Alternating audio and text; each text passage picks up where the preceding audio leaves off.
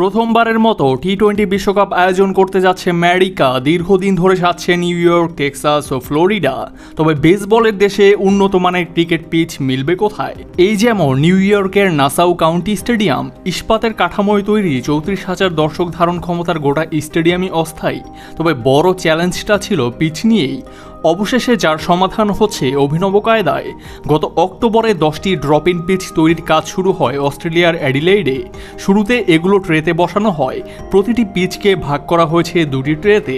সব মিলিয়ে ম্যাচ খেলতে 4টি ও অনুশীলনের জন্য আরও 6টি পিচ, যা 14,000 মাইল বা প্রায় 22,530 কিলোমিটার পাড়ি দিয়ে অ্যাডিলেইড থেকে জাহাজে করে এনে রাখা হয়েছে ফ্লোরিডায়। এরপর সেখান থেকে সড়কপথে গন্তব্য নিউ ইয়র্ক।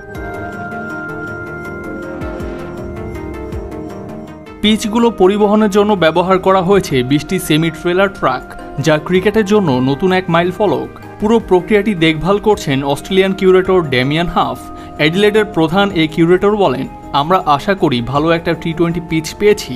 আমাদের লক্ষ্য হচ্ছে গতি ও সমান বাউন্স থাকবে এমন পিচ তৈরি করা যেখানে খেলোয়াড়রা শট খেলতে পারবে। 3 জুন এখানে প্রথম ম্যাচ দক্ষিণ আফ্রিকা ও শ্রীলঙ্কার। এরপর 10 জুন সেই দক্ষিণ আফ্রিকার বিপক্ষে খেলবে বাংলাদেশ।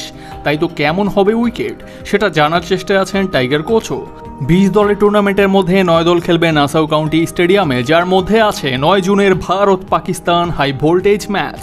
সব মিলিয়ে 16টি ম্যাচ হবে যুক্তরাষ্ট্রে আর 39টি হবে ওয়েস্ট ইন্ডিজে। নিউ ইয়র্কের এ মাঠেই হবে 8টি ম্যাচ।